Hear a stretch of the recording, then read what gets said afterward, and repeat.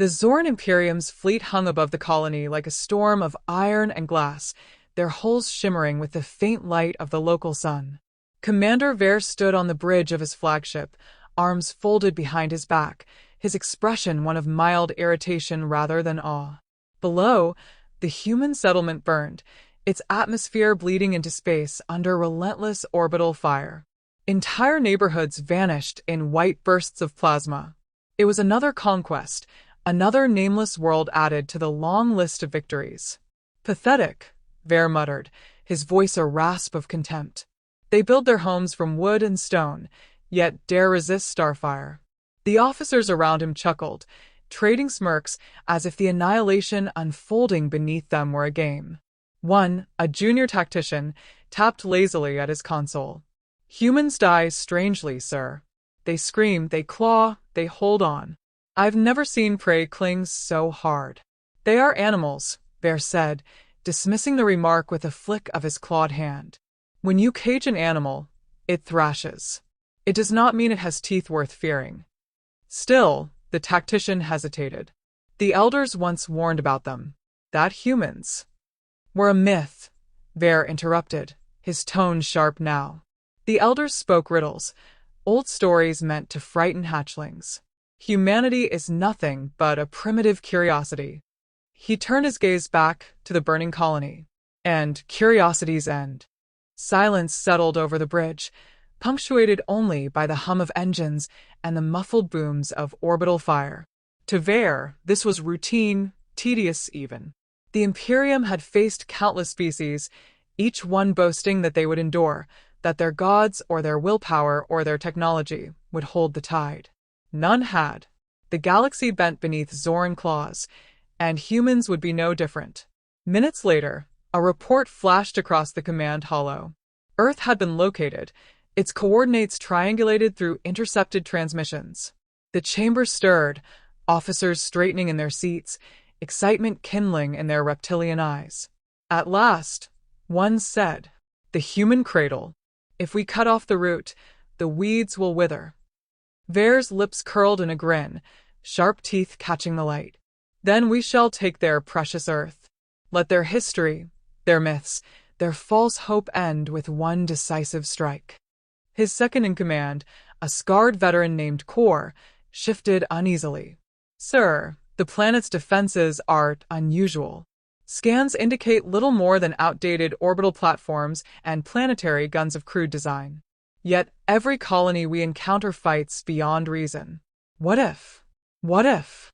Vare cut him off, amused now. "What if their spirit rises up and banishes us? What if their primitive missiles pierce our shields? What if their children hurl rocks and topple our empire?" The laughter that followed was sharp and cruel, echoing across the command deck. "You've grown cautious, Kor. Caution is the refuge of prey." Kor lowered his gaze, but said no more. The fleet entered the Sol system in formation, hulls casting long shadows against the stars. They passed Mars, shattering its defenses with contemptuous ease.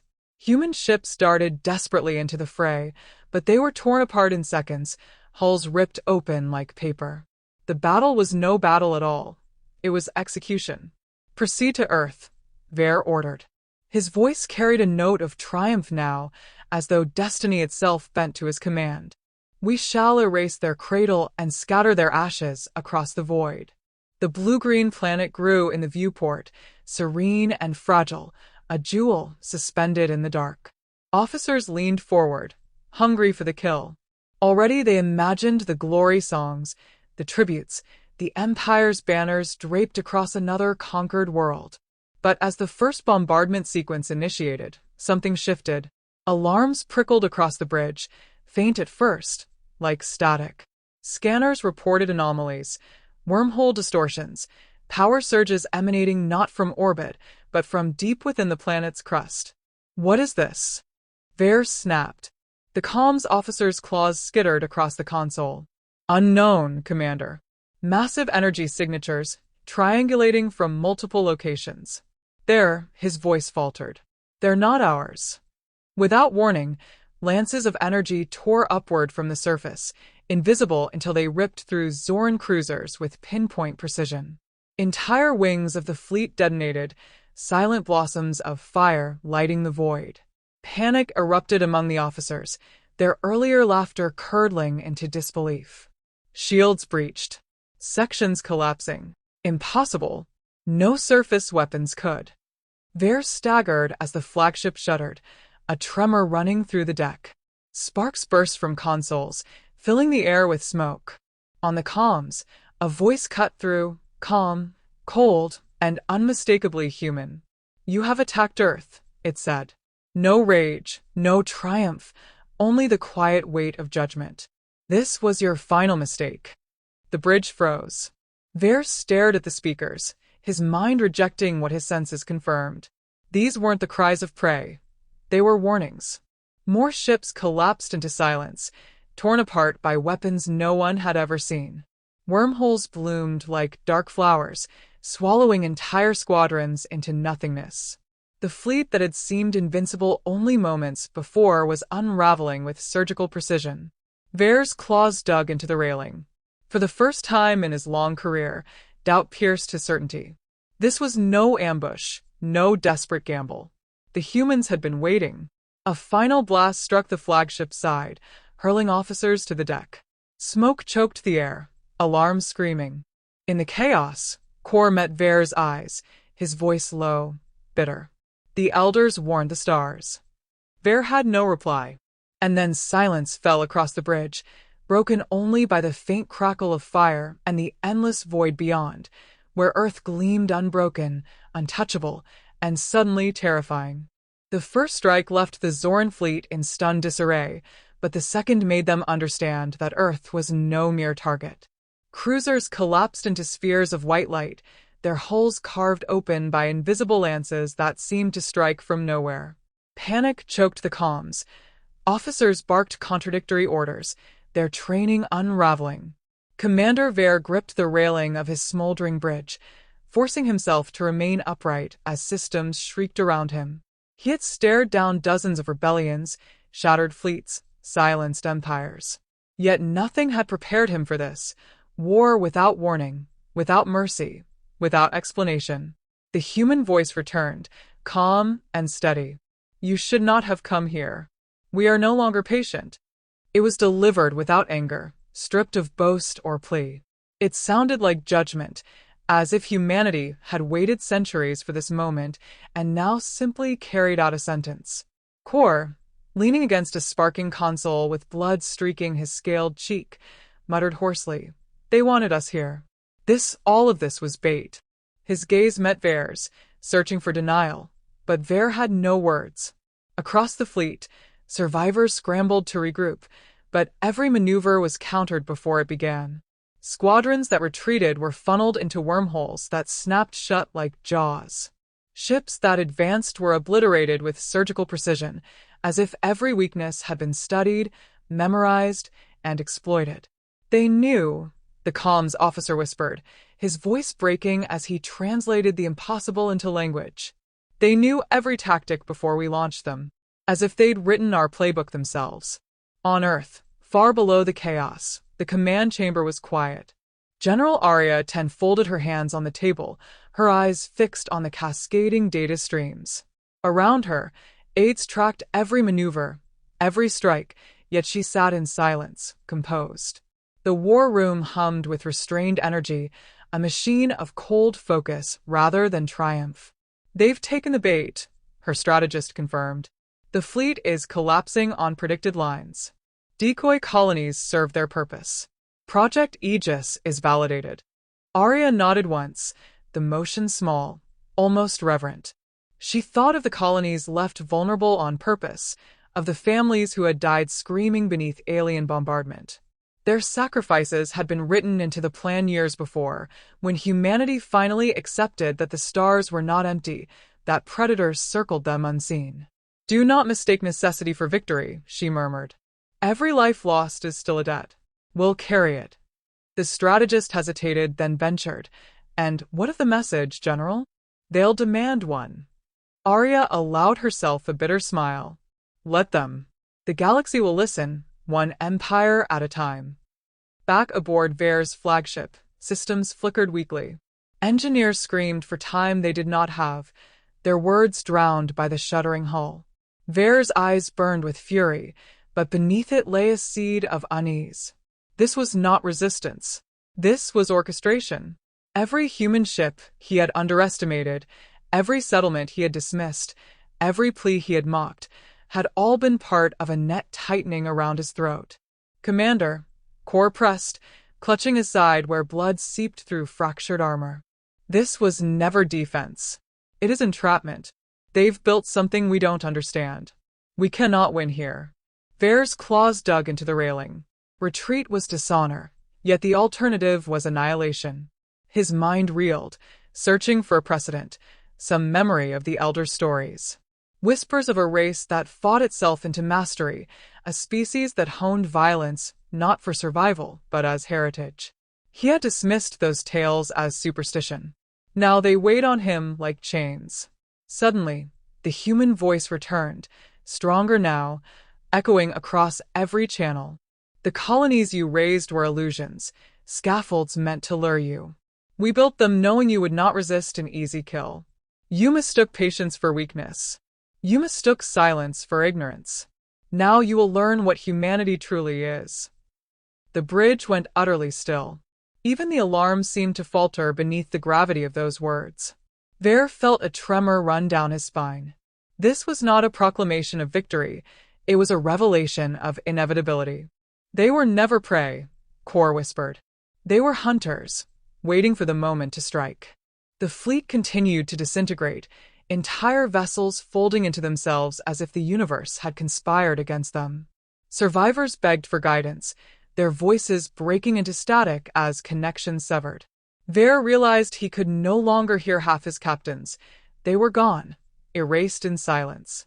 In the human war room, Arya allowed herself a single breath of relief, though it was heavy with the taste of ash.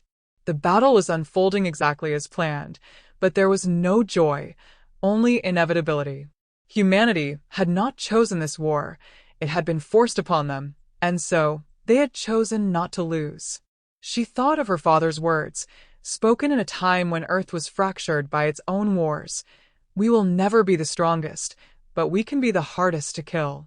That grim philosophy had carried into the stars, weaponized now into a doctrine no empire could ignore. She gave the final order with no more weight than if she had asked for tea. "Collapse their formation. Leave enough alive to deliver the warning." On the bridge of the flagship, Vere felt the ship lurch violently as systems buckled. Flames consumed the rear deck, crew scrambling to contain the inferno.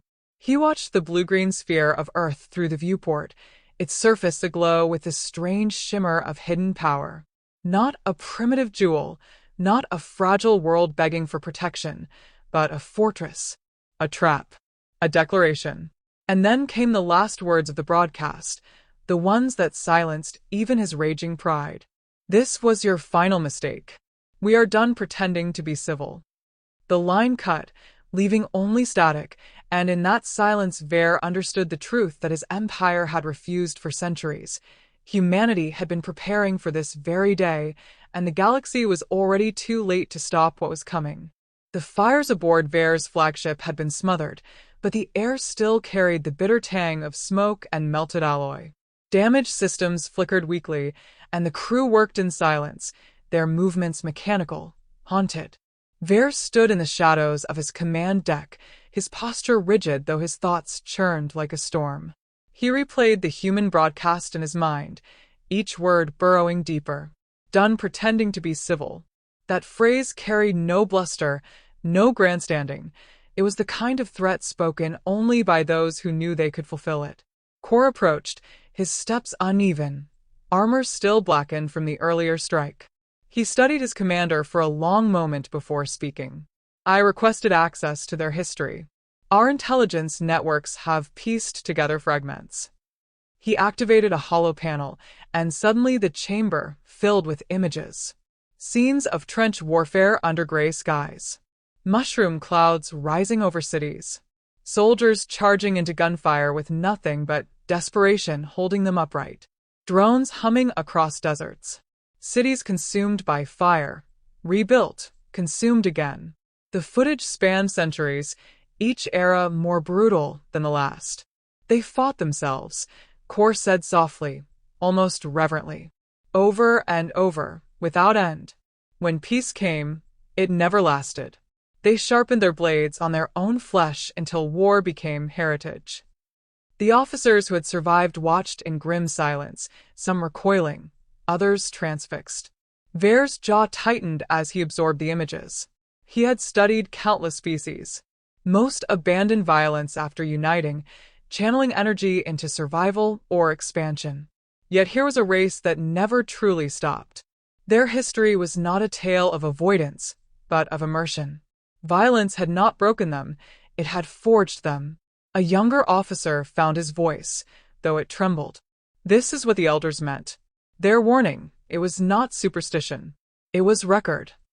Ver silenced him with a glare, though inwardly he knew the truth. He could not deny what his own eyes showed him. The humans had prepared for this confrontation long before the Zoran Imperium ever reached their skies. They had prepared by turning war into second nature. Far from the wreckage, the Zoran Imperial Council convened in their towering chamber of obsidian glass. Senators hissed and argued, their voices rising in clashing waves. Reports of the Sol disaster had reached them, each one more dire than the last. They destroyed an entire fleet, one bellowed. Weapons beyond our catalog. Wormhole manipulation at tactical scale. We must consider them an existential threat. Others scoffed, waving their talons dismissively. A single fleet loss does not decide an empire. They ambushed us, nothing more. Our numbers dwarf theirs. Crush them, and the galaxy forgets. Ver stood before them, summoned to give testimony. His scales glistened in the harsh chamber light, his expression carved from stone. This was no ambush, he declared. It was orchestration. They lured us in, studied us, and dismantled us with precision. These are not savages playing with stolen toys. They are predators disguised as prey. Laughter rippled from several counselors. Predators? They are vermin clinging to a single world. Ver's voice sharpened. Vermin do not wield wormholes like blades. Vermin do not calculate entire wars before they begin. You dismiss them because it comforts you. But comfort will not shield us from what comes. The chamber erupted again, half in denial, half in fear. Politics, always politics, some eager to ignore the threat, others desperate to act but paralyzed by the weight of tradition. The Empire had ruled unchallenged for centuries. The idea of true resistance was unthinkable. As the voices rose, Ver felt an unfamiliar chill spread through him. He realized with grim clarity that the Council would choose arrogance over wisdom. They would order escalation, drowning themselves in a war they could not comprehend. His instincts proved correct. The High Chancellor hissed the final decree, his voice heavy with pride. Mobilize the Grand Fleet. Erase this human infestation before their contagion spreads. Ver bowed stiffly, concealing his bitterness. They had signed the Empire's death warrant, and no one in the chamber understood it. Meanwhile, in the subterranean depths of Earth's command complex, General Arya Tan reviewed the incoming intelligence with her staff. Her features were drawn, weary from the weight of command, but her voice carried no hesitation. They will escalate. Pride demands it. Her strategist, a thin man with deep lines etched into his face, nodded. They will send the Grand Fleet. Every ship they can muster. They believe in scale, not precision. Then we show them scale means nothing, Arya replied. Begin Phase 2. Cut their arteries, shipyards, fuel lines, communication relays. Let them gather their Grand Fleet with empty holds and no supply. Let them starve in the dark. Orders rippled outward, carried by encrypted networks and quantum relays. Within hours, human fleets unfolded across space, emerging from wormholes like phantoms. They struck not at capitals or symbols, but at lifelines. Supply convoys vanished. Stations fell into silence. Factories were left intact but inoperable, stripped of resources. It was war as dissection, not slaughter. Back aboard his battered ship, Ver received fragmentary reports of the chaos. Whole sectors cut off, fleets stranded, planets suddenly isolated. He could feel the Empire bleeding, not from grand battles, but from precise incisions. "This is how they fight," Kor said quietly at his side. "Not with noise, but with silence.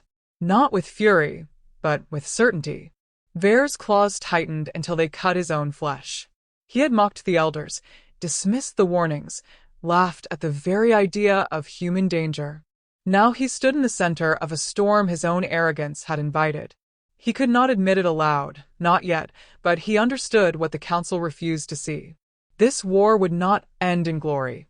It would end in collapse. And for the first time in his long career, Commander Ver felt fear.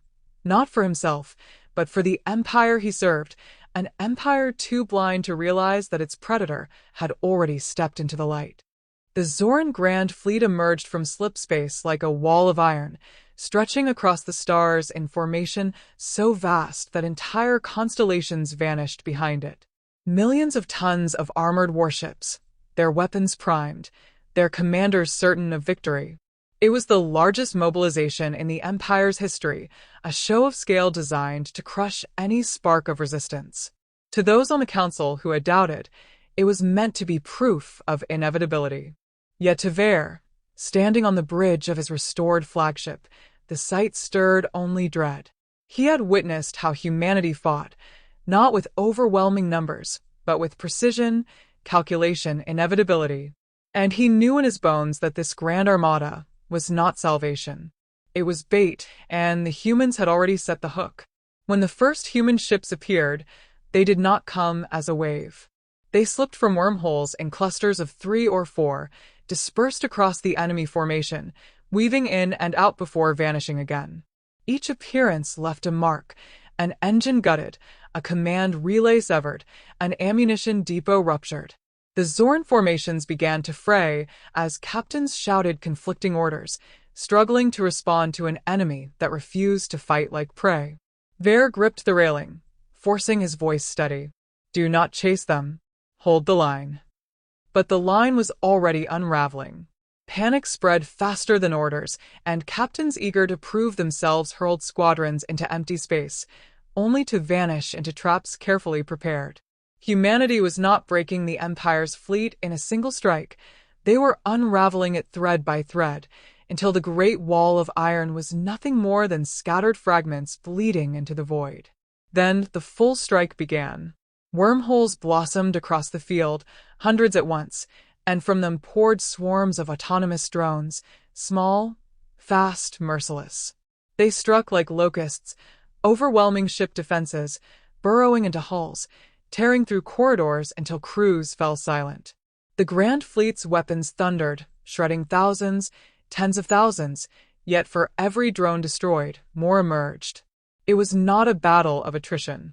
It was extermination by design. From Earth's command center, General Arya Tan watched the streams of data flow across her display. The room was still, her officers bent over their stations, voices hushed. Every move had been planned, every strike measured. "Do not overextend," she instructed softly. "Bleed them. Nothing more." One of her aides, young enough to remember childhood more vividly than war, hesitated. "General, the Empire is collapsing.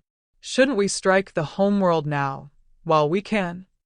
Arya's gaze shifted to him, steady but weary. "We are not here for revenge.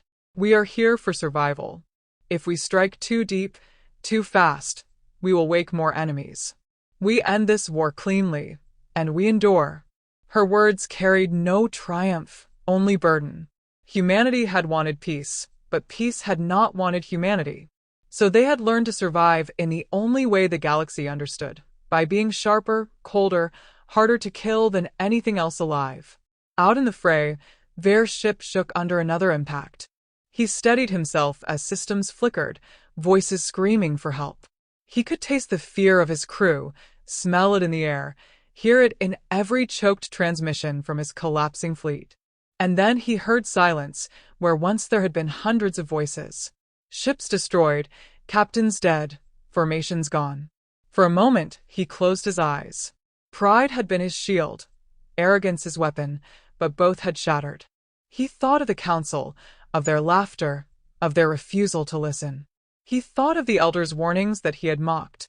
And he thought of the humans, those patient predators who had hidden their claws until the galaxy came too close.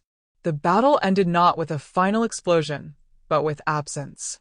The Grand Fleet, pride of the Empire, was gone. Not in fire and glory, but in silence, dismantled with mechanical efficiency until nothing remained but wreckage drifting through the void. The human broadcast returned, calm as before. Your empire is finished. Resist, and you will cease to exist. Surrender and live. Ver stood in silence as the words echoed. Around him, survivors wept, some in rage, some in relief. He felt no tears, only a hollow certainty. This was no negotiation. It was reality. Humanity did not ask for submission. Humanity declared inevitability. Days later, Ver stood not before the council but before humanity's leaders, his scales dulled with exhaustion.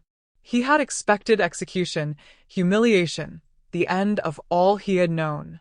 Instead, General Arya faced him with calm, unflinching eyes.